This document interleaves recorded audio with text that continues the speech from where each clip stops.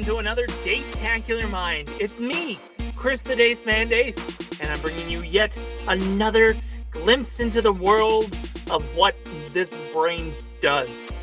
Fantastic. I don't know if you're watching this on YouTube, you're getting a little bit of video of me talking to you, and I guess the sun decided to hide behind the clouds, which then is messing with this light. But if you're not watching on YouTube and you're listening on Spotify, you don't give a damn about the light.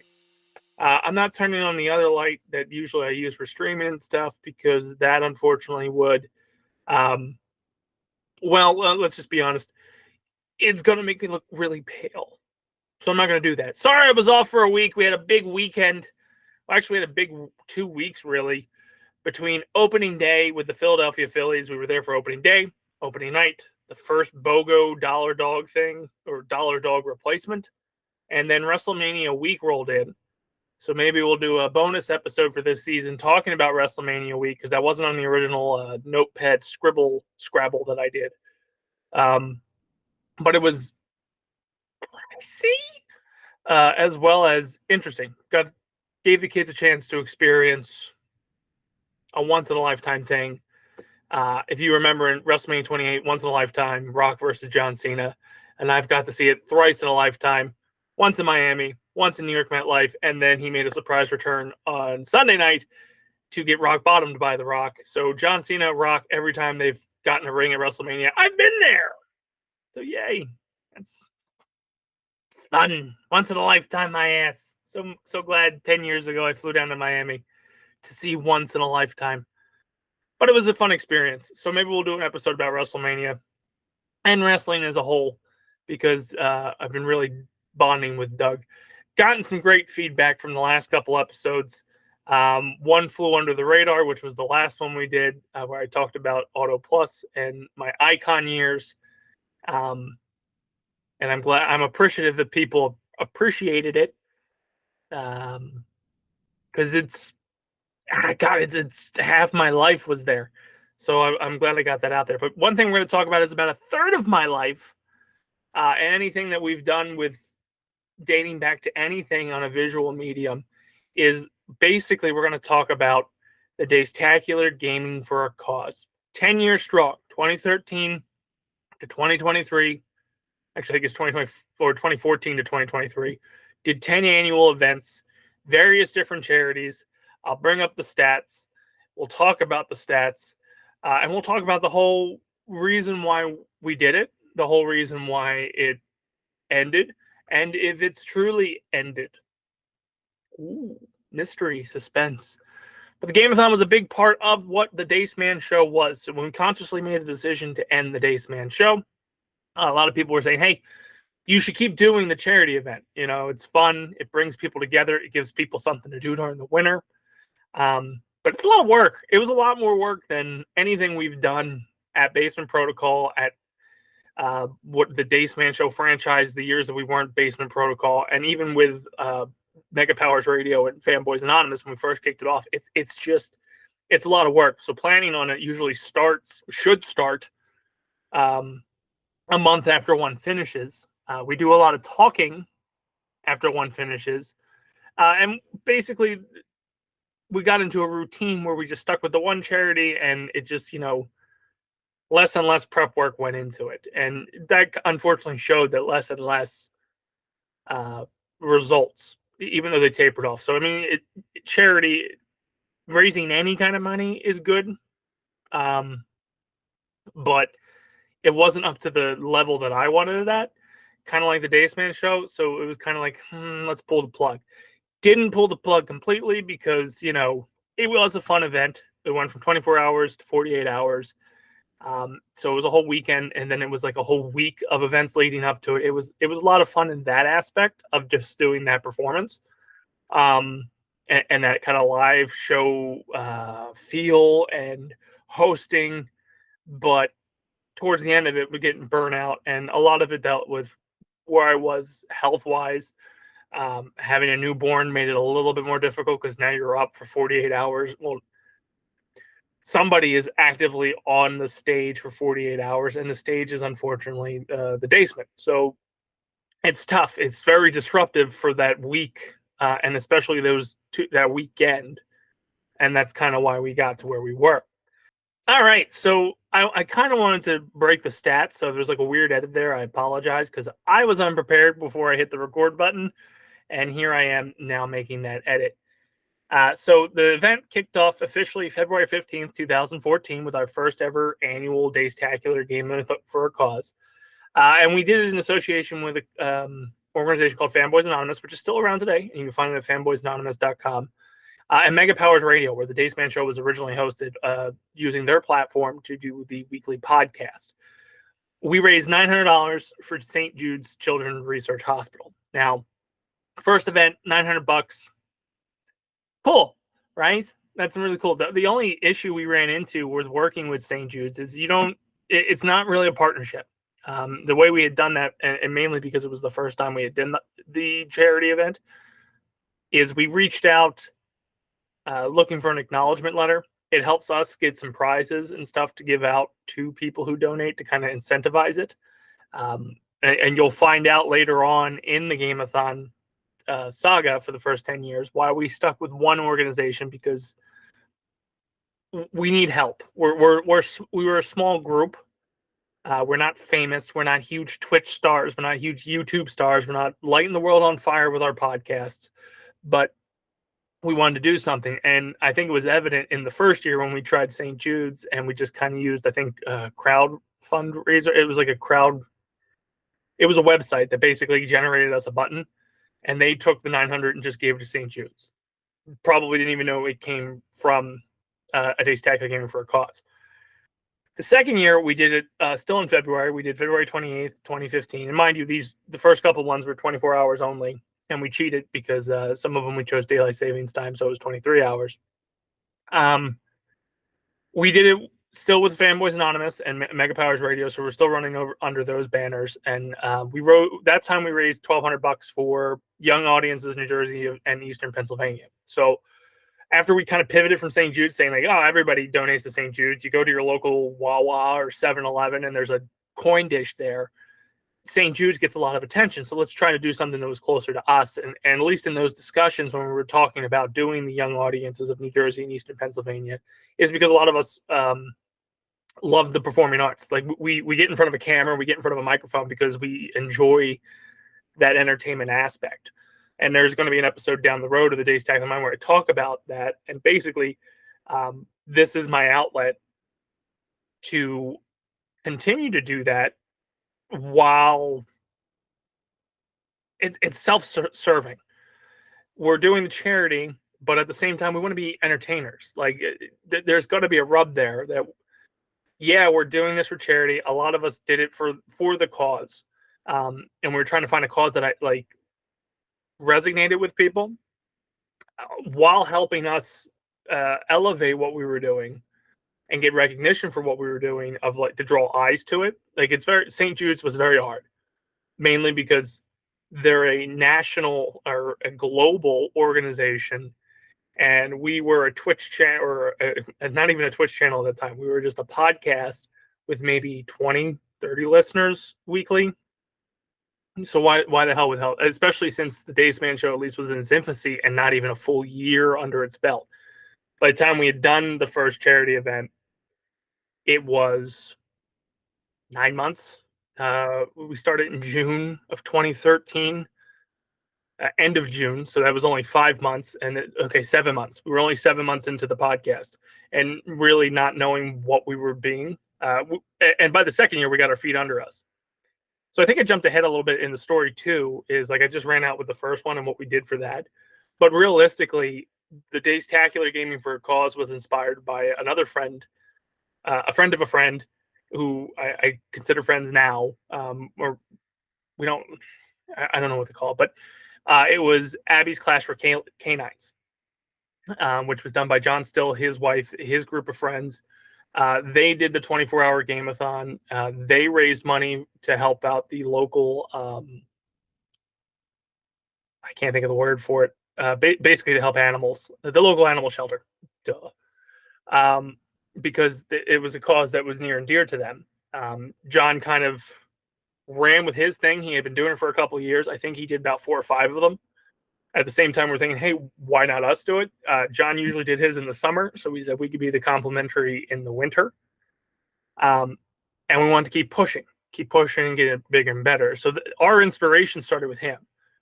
Because when we first started doing the Dayspan show and when we were brought in with Mike Payton and Tony Mango with Fanboys and Mega Powers, charity wasn't even on our mind. I think actually the timeline to get us to the first Dacetacular Gaming for a Cause is we launched the Dayspan show in June of 2013. I was still on the road a lot. And at least at that time, it had looked that my travel was going to move back to the Northeast. So I kind of wanted to do more stuff at home and get to a more visual medium rather than just audio. And by late summer, I want to say end of August, maybe, I had attended John's charity event. We're doing the Clash for Canines and played a little bit there with him and Vic Straub. And I think I came back a couple weeks later to our group of Brian or Gibby. I talked a little bit with Tony. I talked a little bit with Mike and said, hey, why don't we do something like this? And I think from there, because we kind of got a late start on it, the easy one's like, hey, just do it for St. Jude's. Do it for children. Do it for somebody who could use it. And that's why by the time we got to February 15th with the game of Gaming for a Cause that we had planned, 24 hours, St. Jude's, hindsight, and even through the 10 years, want to do something more local if we bring this back. But it was something to get us going on it. Something that I had saw, experienced, and then this is fun. We like playing video games. We have kind of a crude humor, and probably the karma scales. And I've said this on the Dayspan show before. The karma scales were balanced towards the negative a bit, so this kind of like even us out a little bit from we'd be jerks sometimes, but ultimately we do care and we have empathy and we want to do something good with what we were given or what we're trying to produce. So that's how we came about doing this charity. Started the show. A couple months later, I attended the Clash for Canines. I'd watched it every year. I've donated to it every year he did it, and said, hey, why don't we do it? A lot of us like streaming. We were, I think, just starting to get into Twitch. We didn't have an official channel yet. This would cause us to have an official channel, but we were behind the curve on streaming games. You'll find that in every Dacetacular Mind when I talk about a project we've worked on, we're behind the curve. Had we started this fresh out of high school in 2006, we'd be ahead of it. And we had ideas of doing that type of stuff, but we waited 10 years to start it after everybody else is doing it. Just like podcasting. Everybody's got a goddamn podcast now. But yeah, so that's how we got into the Game-A-Thon structure of the first year. Second year, like I said, we did it February 28th, 2015, raised $1,200 for young audiences in New Jersey and Eastern Pennsylvania. We did receive a letter from them thanking us for our contribution. So that gave us a lot more incentive, like, hey, this is good. We didn't get the front end help that we were looking for because, again, that's crucial for us to make the experience for the viewer and to try to drive engagement and drive donations. Important because we can use that letter to go to a local business like, hey, look, can you give us like a $20 gift certificate where we're doing this charity thing? It will plug your business, we'll plug what you're doing, we'll give out the gift card, and hopefully it brings in like $20-$30 to the charity cause. And a lot of local businesses will work with you, especially like even some national businesses, because they're giving a lot of the stores are allotted X amount of dollars to donate to charity. And if you're one of the ones that get to them early and talk to them and have that letter of acknowledgement that you're working with an organization, you can get those gift certificates from like Applebee's or something like that. I know Applebee's had given us a couple things a couple times. So after that, we didn't hone in on what organization we were going to work with. And at that point, we decided to try something new for the third year. Third year, we kicked it to March 12th. I think this is the year we began cheating and using daylight savings time to do 23 hours instead of 24. Still under the Fanboys Anonymous banner, but we had moved away from Mega Powers at this point. I believe this was also the year we began streaming on Twitch. So we went from an audio show to a visual show mainly because of the success we had on our Twitch channel, which in 2015, I want to say John was my nephew John was playing Minecraft, and that channel took off, and that's the one we eventually used, because I think the original channel was the Daceman Show, and Daceman and Friends took off, so we started using that. Daceman and Friends is now Basement Protocol. It got affiliated, so we were seeing a lot of progress there, and of course we made a little bit more money. So we were on this trend where this is catching traction, getting more donations. This time we played for the Alzheimer's Association of Delaware Valley chapter. Got a thank you notice from them. Got a corporate sponsor that year too. So part of that 1,800 was a boost from an organization that donated $500 and would proceed to donate the 500 therefore after. And then the year after, on February 25th, 2017, that's when we kind of started getting our groove.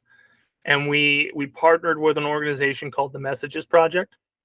My cousin, Katie Rayburn, was very familiar with the project, worked very closely with them, was able to get us that letter that I said was oh so important to help us organize and get going.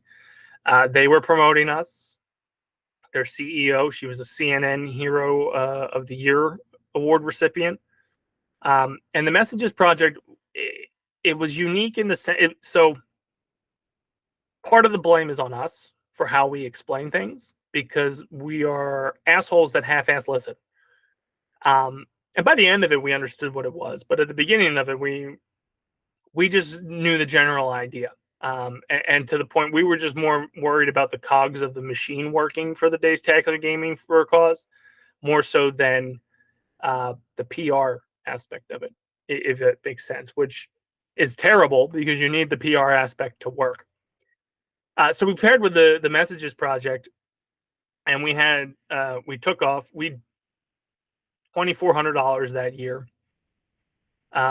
It was also the first year on our own. We weren't under the Fanboys banner. Fanboys did promote us, but we had moved on into our own website, own YouTube, own Twitch. Like we were becoming our own entity at that time. And working with the Messages Project, getting that letter of acknowledgement, we had better prizes. I believe that's the first year we started giving out a gaming system as our big giveaway. The first couple years, I was giving out tickets to the Phillies, which is kind of hard to get a national or even a global reach when like the big prize is like, hey, tickets to the Philadelphia specific event. So you need to be in the Philadelphia region on that specific day to go. And we would eventually broaden it, like your home team, people from Philadelphia kept winning. So it worked out luckily in my favor. Then I didn't have to buy like Yankees tickets to opening day or something like that, or Mariners or Dodgers, because I know that especially the Dodgers now would fucking kill me with their payroll. But we started getting traction. We started getting into a routine. We knew that we would do our Daceman Show annual drunk day in November. And after that was really the kickoff of like, okay, put out the promo video. We're rolling into the next one. And the fun thing for me is each year we tried to do a theme. The first year, it was just generic. There was no real theme because we didn't know if it was going to do well. Second year, we mirrored the Super Mario Brothers 2 poster. Third year, we mirrored Sonic the Hedgehog 3. Fourth year, we went after the Street Fighter 4 logo and went with that and did a whole little video of like us being players on the arcade machine, which was cool. Fifth year, we went with the Grand Theft Auto 5 theme, and that's when we started doing.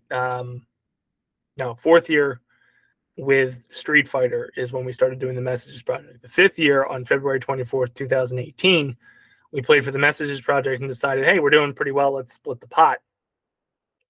And split the pot with the Magnolia Fire Department. So out of the $2,605, half of it went to the Messages Project, half of it went to the Fire Department. So we were getting to the point where like, hey, we could probably play for two.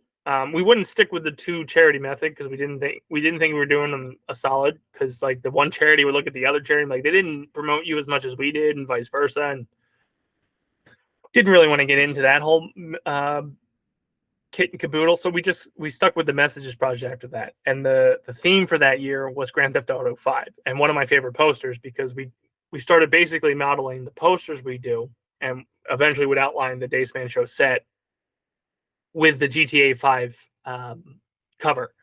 So I had the took some pictures of us and put in like a GTA 5 style. And it was honestly one of my favorite. After that, we cruised into the 6th year, March 9th, 2019. And we crushed it. $4,050 for the Messages Project. The theme of that year was Majora's Mask, as it was the 6th installment of the Zelda franchise.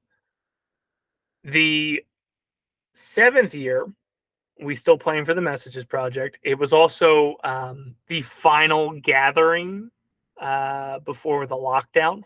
So this is the last time. Like, that year was unique for a multitude of reasons. If you've listened to the Dacetacular Mind, if you've listened to any of the past shows, that was the year after I had gone through a pretty bad breakup. So in my mind, I was shutting down. So I did not do as much. I did not give as much effort or thought into it. And it's a shame because, the charity suffered from it. I think the stream suffered from it. It was an interesting concept. I believe this was the first year we did 48 hours as well. So part of like trying to get my mind off of what was happening to me personally was like, hey, 2 straight days of my friends in and out of here. Let's go. The weird thing too is in 2016, 2017, 2018, 2019, I had help and would retire each night laying down, or after my shift or after whatever. Somebody was here to kind of like, hey, good job, pat on the back. I'll lay next to you while you sleep in the middle of the day. 2020 was the first year that didn't happen. Oddly enough, the next day I would meet the mother of my child, Wade. But that weekend, she watched. I texted her. It was just a different vibe. And the weird thing is, it was a different vibe for everybody. Knowing that weekend, it's like now knowing that weekend would be the last weekend we would see people for a while. That wasn't on Zoom, because literally New Jersey locked themselves down that Tuesday on March 10th. So March 8th and 9th, March 7th and 8th, we did the Game-A-Thon, the last gathering of like 30, 40 people in the basement. And then that week, the shutdown happened. We raised $5,360 for the Messages Project that year. We started becoming the largest charity donation / event for the Messages Project at that point. The theme for 7 was 007. We did James Bond. So we did GoldenEye. It's the first time we brought Tim in to the mix. Like, officially, Tim was on the poster for the first time. The last time we'd have a couple people on the poster that was on the poster before. Maybe they'll come back in the full for if we do an 11th or whatever the case may be. But it was definitely a unique one, just for the mere fact that the world shut down the week after. I was single, dealing with some shit leading up to that. I had just been dumped maybe 2 months before that. So I still wasn't in the right state of mind. And then I would meet the person who would change my life forever the next day, like giving me the gift of Wade and the gift of Doug. So it's a weird sticking point, and the precursor to our most successful event out there. So once we got past the pandemic, we did a lot of streaming, a lot of drinking online, a lot of finding yourself. I think we started pushing BP. We reorganized into Basement Protocol during that time period. We had a lot of fucking spare time on our hands because of the pandemic and being locked in your house. That we came back March 28th, 2021, which restrictions were starting to be lifted. I think it's safe to say that maybe we weren't fully compliant with New Jersey at the time. We also, it helped us be creative with the set that we used for the Game-A-Thon. Before that, you would see the entire basement, and that's kind of chaos. And we didn't have like a setup that was ideal for a viewer experience. And then on 2021, because we had to divide the basement and kind of keep people separated because they were still doing like, you better have the vaccine and you better have this and that, all that stupid ass shit. We had to make it look like there wasn't a huge gathering of what was happening, even though some people did come over, and we basically left it up to the decision of people who wanted to participate. We let people participate online, and we fucking crushed it. We did 48 hours. It was our 8th annual event. The theme was Mario Kart 8, and we raised $8,600. That would be the best we've done. People have that stimmy money still in their accounts. We gave away a Nintendo Switch, and it was 48 hours. Like we fucking crushed it. Little did I know that would be like kind of like the peak of the roller coaster for this. And then the following year, on March 27th, 2022, was the 9th annual event. Theme was Pokemon. Did it up. Still playing for the Messages Project, and we raised $5,310. World was back in full swing. Was I giving my best? Probably not. There was a lot going on. Wade would be born a month later, literally a month later. And I wasn't putting a lot into it like I used to. I was getting burnout. I was getting burnout on everything I was doing. I was peak weight and miserable. Didn't go and try to get help yet. And it was just a lot of work. So a lot of work that started turning into a lot of bitterness, and then to come in, each year we upped the ante of what the goal was to, like, if it was the 9th one, 9,000, especially since we hit 8,600 the year before. So I made the comment at the beginning of this episode that when you raise money for charity, any money is good. But it's on a personal level, like you want to top what you did before. You want to keep going, and you want to keep making it bigger, better the next year. We switched it from 24 hours to 48 hours. We changed it from 48 hours to a whole fucking week of lead up. We did tournaments. We did we tried to do a whole month. We got really ambitious on the last couple ones of like, hey, or at least the 9th one, we're do a whole month, see what happens. And I think coming in about $3,000 shy of what we had done the previous year, take out the whole world economy not being the greatest, inflation kicking ass, people having other responsibilities, and maybe even on our end not promoting it as the best we could, both us and the charity that we were working with. It's disheartening. You finish the week, you feel good. It's like, hey, you still got 5,300 in there. It was still it was the 3rd best total at that point that we had done and probably a more realistic total.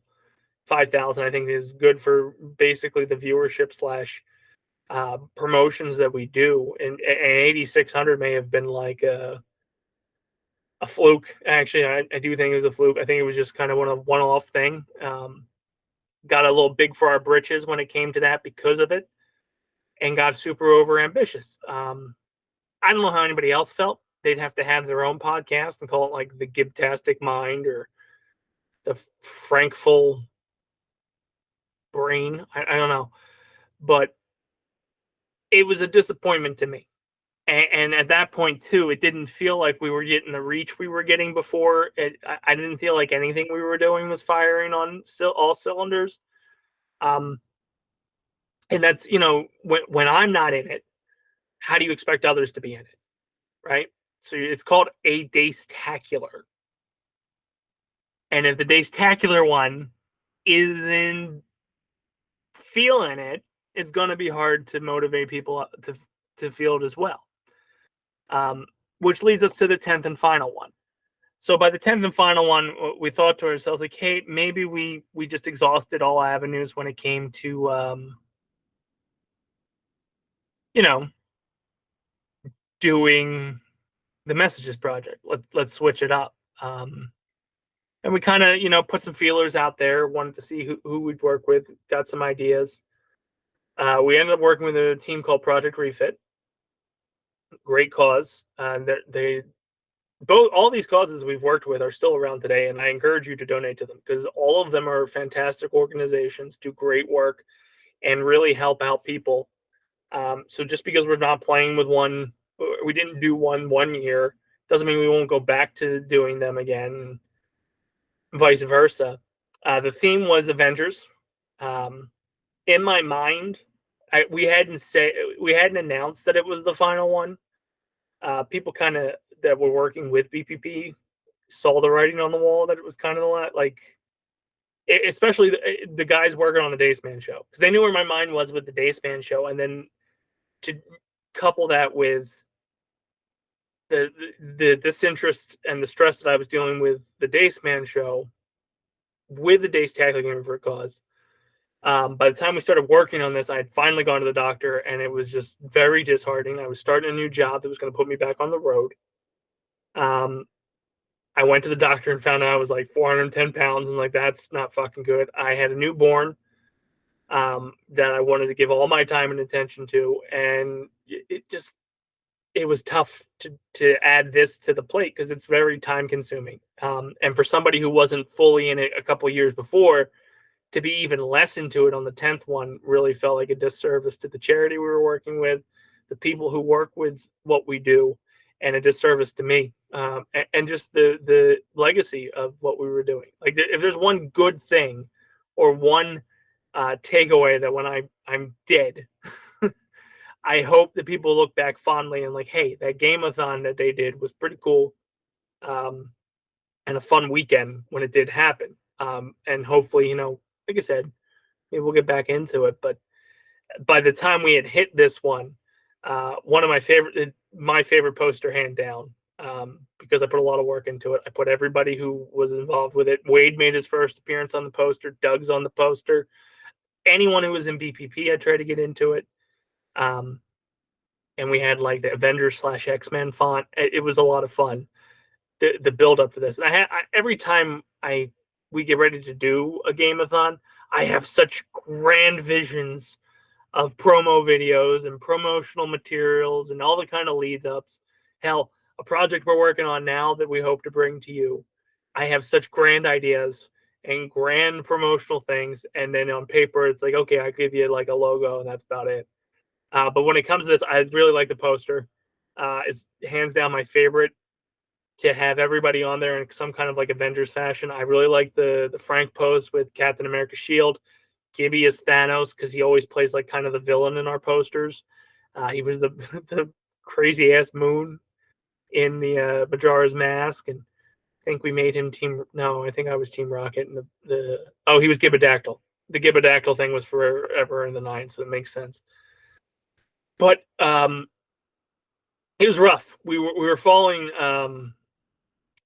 I wanted it to be a bounce back year, and in my mind, the way it was tracking is if we could get it to be better than it was in 2022, come close to what it was in 2021.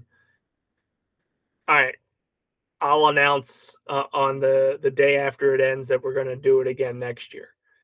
And it didn't, and a lot of that falls on me because, again, started a new job that put me on the road more. I literally traveled the 2 months before the event. I was back and forth to Atlanta working with a client. Miserable doing that because of how big I was, and I found out how big I was in January when I went mid-January. So like, I'm planning on this. I'm like, oh well, 410 pounds. I'm gonna fucking drop dead of a heart attack because I can't fucking breathe right just sitting. And then I'm shoving my fat ass into plane seats, uncomfortable and getting hurt. And meanwhile, I got a newborn I'm trying to like be around for. So it was kind of like, I wasn't in it and I dropped the ball. And I feel like that's unfair to everybody. And that's kind of when in my mind, I threw the towel in January. Like, let's get through this, round it off at a nice 10. Then the BPP people kind of got the idea. At least I was telling, hey, this is it. This is our last one. I need to fix things with me first before I consider doing anything. So like let's get through this. Let's get through the Baseman show, and then I'm out. And that's essentially what I did. The comeback was a little bit quicker. I will thank the surgeons at Cooper because I dropped almost 110 pounds and was like, oh, not me again. It's 2016. Let's fucking rock and roll. But yeah, I feel like it went out in such a putter. Should have ended it with the 8 because that would have been a hell of a high note to go on to. But instead, I Ric Flaired it, had a couple stinkers. And as Ric Flair did, he considering the future. But the 10th one we played for Project Refit, again, I encourage you to go back to St. Jude's, the young audiences of Philadelphia or Eastern Pennsylvania and New Jersey, Alzheimer's Association in Delaware chapter, the Messages Project, and Project Refit. I absolutely enjoyed working with all of them. They are great causes. I feel like they hit a different demographic across the board. There's a commonality between a lot of them with the children, just because we're thinking, oh, we got to do the future. And I think if this were to come back, that's why it would come back. And I would like to look at something for that again. But we did the 10th one. Unfortunately, we fell very short. Our final total, I think, was about $4,000. Or sorry, it was $3,950. In the grand scheme of things, it was the 5th best we had done, which kind of sucked to know that like you've regressed. You beat your 2018 total, but you didn't beat 2019, you didn't beat 2022, 2020, or the all-time in 2021. So hanging up the towel on that one was like, yep, we're burnt out. And the worst thing about it is, and something we talk about if this were to ever come back, of that $4,000, how much of it was us just putting our own money into it? At that rate, why are you staying up for 48 hours just to donate money? I know personally, I didn't put much into this event like I had done in the past, where I would just keep feeding donations and stuff like that to keep it moving. I wanted to see how it would play out if I didn't financially put myself into it. Because we have all the spreadsheets and we have all the tracking, and we're going to analyze that type of stuff to determine if we're going to come back or not. I say a lot, but it's because I'm trying to think on the fly of how to phrase this without being a jerk. There was a lot of BPP contributions in the last couple ones where we fell short. Now, BPP contributions, when we're cracking goals and going further, faster, higher, still have the marbles, you don't think twice about it. You're coming in with your 5th best total in an event that's been around for 10 years, so you're at the midway point. I didn't put into it nearly the much as I usually do. And I feel like karma got me because the first year we didn't do this, I got $2 back on my tax return. And that's usually my tax return goes into this goddamn event. And figures the one year I would get to spend it on myself. Yeah, $2 from the federal government. Thank you, Trump. And thank you, Congress, for not renewing it or telling us you weren't going to renew it. So dicking most of America over for that tax break that just all of a sudden expired. Anyway, we'll talk about that in a later episode and why I hate America. Well, I hate the American political system, not America. America's pretty cool. Fucking people that run are idiots. But there was just a lot of things weighing against it. And I did a whole tip of the hat farewell. Project Refit, I want to apologize to, because again, you didn't get me at my best. Messages Project the last couple years didn't get me at my best. And it really just kind of wonders what'll happen. You look at the website, which we've currently taken down until we restructure. We didn't post a lineup. We didn't post the prizes. We didn't post the guest streamer events. Yeah, there was no work that went into the 10th one. The 10th one was probably my favorite fucking theme because it was so cool that we were all going to be the Avengers. But we didn't do much. We cut down on prizes. We did 3 big prizes. You either got an entry into the Midnight Suns for a video game of the system you're choosing, opening day tickets, and then PlayStation 5 was the big sponsor. We lost, or the big prize. We didn't have the sponsors that we usually have, so we didn't get any of that. It didn't play out the way it should have played out. It shouldn't have ended that way. I don't like the way it ended. I don't like the taste that's left in my mouth. I don't like the fact that we didn't have the same partnerships with the companies to try to promote local businesses. I don't like the fact that we let down a charity. I don't like how that relationship really played out. Again, I'll take a lot of ownership because of where my head state of mind was, but one thing that's very disheartening doing the Game-A-Thon is the fact that if you don't have a partner, you're doing this work to raise money for a charity, and if you're not getting the promotion from the charity itself, it's not going to succeed. And I think part of that played into that negative mindset I was dealing with of like, why the hell am I putting this kind of work into this if your site has a logo from five events ago, or you're not even promoting this event. You're promoting an event that's happening after us, after we partnered up, and you should have been pushing our event because it happened in March, and the thing you're pushing happens in June. You can push both. You can you have a following, and these aren't sour grapes, but it doesn't help. At least my mindset at the time to help you. And it happened a lot. It didn't just happen the final year. It happened multiple years. It happened with like at St. Jude's didn't even acknowledge our existence. And things just started tapering out. Is there things we could have done better? Absolutely. I never messaged them and said, what the fuck? Like, why aren't you promoting us? Why aren't you helping us? Why is the logo 5 years old?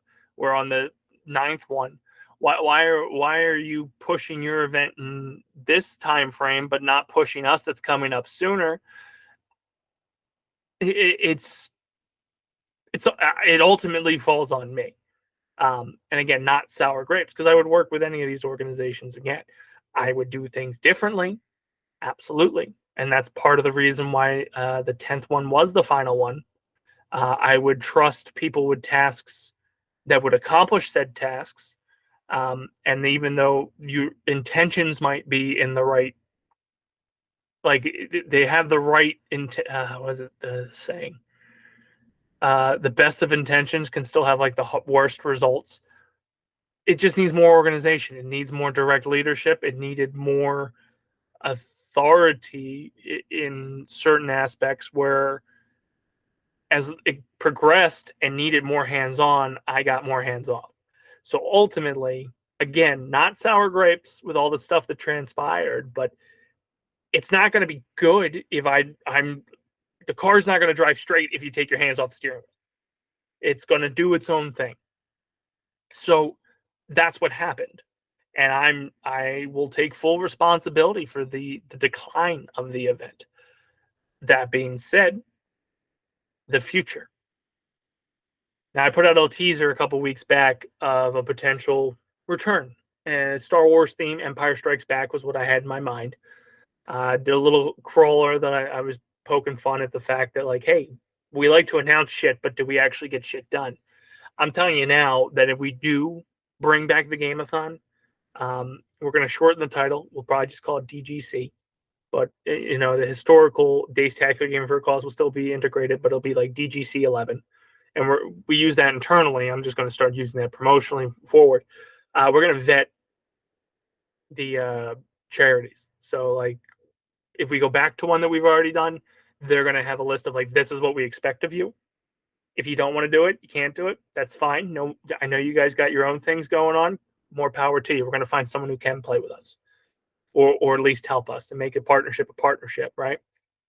And again, not sour grapes. Just like, hey, if I bring it back, it's not going to part of the fuck out. And I know that's kind of explicit language there, but this is my baby. This is our baby. And the baby got mistreated the last 3 years, and I'm fucking ashamed of the way that I treated it. And if it comes back, it needs to be better. Does it need to be 2021 $8,600? Good. That'd be fantastic. Not the expectation. I'll tell you right now, what we'll do is I'll work with a few of the people in BPP. We'll analyze the spreadsheets of what we had and say, okay, what were the donations of people who aren't BPP members? Like how much money came from the people who aren't Chris Dace or Brian Gibson or Frank Ward or Jared or Tyler. I'm not going to sit here and list everybody, but the point is, who wasn't a BPP person that was flooding money into it? Like, what was the reach there? That should be the goal. And we surpassed that. Like, anything we put on that from us, great. Like, I'm not saying I'm not going to donate to our own cause, but realistically, if you set a goal for $9,000 and 3,000 of it was internal BPP money, your goal was really 6,000. Like, and that's what you need to drive. I think we need to have better organization. Right now, we're recording this April 13th to drop on April 15th, and realistically, to make a February-March window for the Game-A-Thon, probably should have already started having meetings, and I haven't. I'm still on the fence of the idea. I went to this episode first to see how I felt, and I'm telling you right now, I'm feeling fired up. I'm feeling so fired up. I want to bring it back. Ideally, I'd like to do it at a venue that isn't a basement. I think it would be so cool to either be featured at a convention or have a convention built around it. There's a local one, Monster Mania, that does their Yorkie charity auction on Sundays.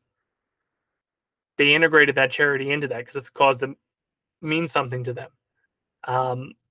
There's the South Jersey Geek Fest that happens.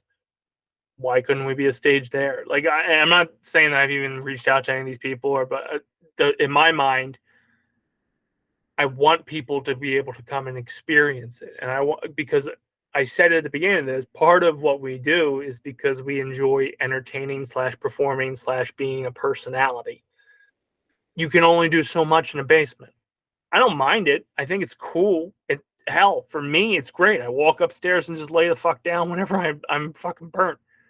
And it's easy for people to come to me, but I want to have it so like the public can get to it. I want it to grow. You can't grow in a basement. And I think that's where we hit it. So is there a future for this? Absolutely. I've had several people ask me if I'm bringing it back. A lot of people tell me they were disappointed it didn't happen in 2024. Is the 2025 date a little aggressive? Probably. It's a dangerous date. I'm going to tell you that much, because if we put official date on the board and shoot for it, and we start falling short on planning and preparation, we're going to end up back in the basement. We're going to end up back with the same domino effect of issues, and then at DGC 15, we're probably calling it quits again. I don't want that. I want to be able to take this, run with it for another 10, 15 years, and then hand it off to like Wade or someone if they want it. I'm not going to push it on them, but it'd be nice to leave a thing that's good. Like, it'd be nice to leave something behind, if that makes any sense. And I think this could be the thing. People enjoy it. People who have their differences with me or have like a certain opinion of me enjoy this event.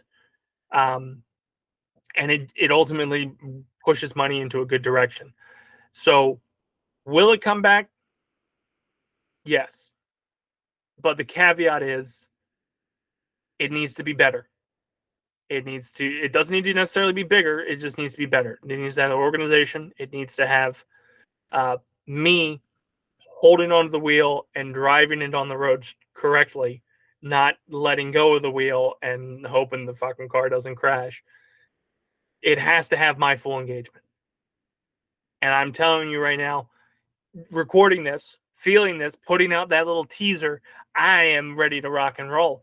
But I also have realistic expectations that if I do not hit A, B, and C before a certain point, it's probably not going to happen. because I want to have it. If I'm going to make one quality fucking product, it's going to be this. This needs to be the quality thing. All the podcasts, all the shows, I get a little lazy with that. That's fine.